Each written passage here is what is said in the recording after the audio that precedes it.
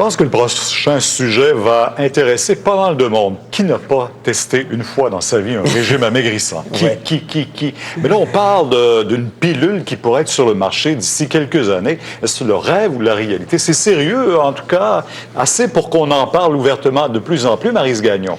Oui, en tout cas, ça semble crédible. Évidemment, on n'a pas parlé à tous les spécialistes de la Terre, mais c'est une étude qui est menée en ce moment au Canada et aux États-Unis sur un petit peu plus de 3000 patients.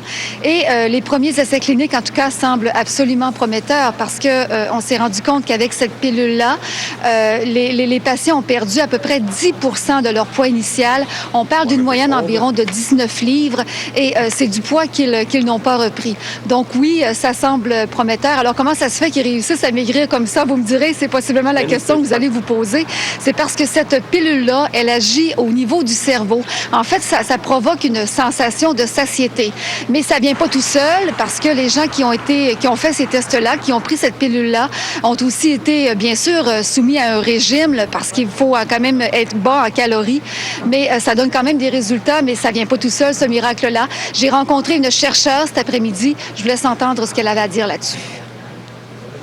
Les gens sont amenés à faire des choix alimentaires différents, plus équilibrés, plus bas en énergie que leurs dépenses énergétiques. Mais en prenant ce produit, Acomplia, ils semblent être plus en mesure de suivre le régime et de perdre du poids. Mais c'est pas demain qu'on va voir ça sur les tablettes de la pharmacie. Non, l'étude n'est pas terminée, c'est important de le dire. Elle devrait se terminer en 2005, donc sûrement pas avant 1 an aux États-Unis pour voir le médicament sur les tablettes. Au Canada, on pense que ça prendra au moins 2 ans avant que le Canada puisse l'approuver, mais quand même, faut pas se décourager, ça peut être intéressant pour les gens qui veulent perdre du poids. Je pense que oui. Merci. Ouais, merci. Et bien, sur ce même sujet, nous aurons tout à l'heure la réaction de Daniel Ouimet. Et du docteur Laberge, bien sûr, que nous avons sollicité. Parce qu'il peut peut-être y avoir des risques, des effets secondaires. On en parlera tantôt. Pour l'instant, avec Jean-François Guérin, il y a 2 hommes qui ont perdu la vie cette nuit dans l'ouest de Montréal. Jean-François, ils tentaient d'échapper aux policiers. Oui, exactement. On fait une embardée avec leur voiture. Ça s'est passé vers 2h10 la nuit dernière dans l'ouest de Montréal, plus particulièrement dans le secteur Pierrefonds. Ils étaient sur le boulevard Gouin, en direction ouest. Les policiers ont aperçu leur véhicule, la voiture rouge que vous voyez sur les images, qui avait un comportement bizarre sur la route. Donc, l'ont pris en chasse pour une vérification et tout de suite, les suspects ont pris la fuite. Quelques rues, Pierre, ça a été une poursuite qui a dû durer quelque chose comme 30 secondes parce que 4 rues plus loin, ils ont fait une embardée, passé un passage à niveau, ont perdu le contrôle, sont montés sur le trottoir, ont frappé un poteau, plusieurs véhicules dans la cour d'un concessionnaire et les 2 ont été éjectés, sont morts sur le coup. On parle de Hakim Fizam, 31 ans, et de Omar Thompson, 27 ans, qui sont donc, et vous le voyez, les techniciens n'ont pu que constater leur décès sur place. Vous avez parlé de leur nervosité. Est-ce qu'on sait ce qui les a justement poussés à se sauver? C'est ça qui n'est pas clair, Pierre, et qu'on cherche à élucider du côté des policiers de la Sûreté du Québec. Ce sont les crimes contre la personne qui mènent l'enquête. Qu'est-ce qu'ils avaient à cacher pour fuir les policiers comme ça? Le véhicule n'était pas volé, il y avait les frais d'immatriculation qui n'étaient pas acquittés, mais est-ce que c'est suffisant? Donc, au cours des prochaines heures et des prochains jours, il y aura évidemment les autopsies. On va faire la fouille du véhicule. Peut-être on va aller en analyse toxicologique également pour savoir s'ils avaient absorbé certaines substances. Mais pour l'instant, on ne sait pas exactement ce qui les a motivés.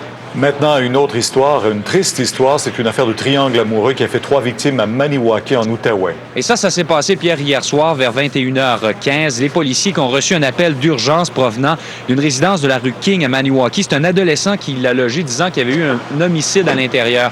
Et lorsque les policiers de la Sûreté du Québec sont arrivés, ils ont trouvé à l'intérieur 3 corps. Les corps de Marcel Roson, 55 ans, Carole Lirette, plutôt 45 ans, et Gilbert Généreux, 60 ans. Et il semble à première vue que ce soit un triangle amoureux, que l'ex-conjoint de Mme Lirette n'ait pas accepté la séparation et sa nouvelle relation et que ça se soit terminé de façon aussi dramatique. Merci. Au revoir. Yasser Arafat n'est pas mort, que déjà on l'enterre. Vaut mieux oublier la retraite quand on devient jeune maman à 56 ans.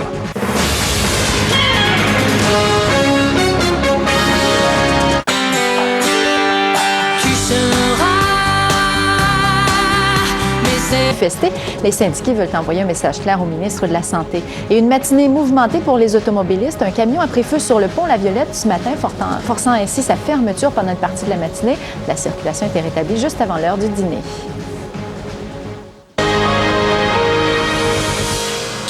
On a l'impression que c'est un peu triste, Claude, la façon dont on gère les derniers moments de la vie de Yasser Arafat. Il y a effectivement quelque chose de macabre là-dedans. On sent qu'il y a la fois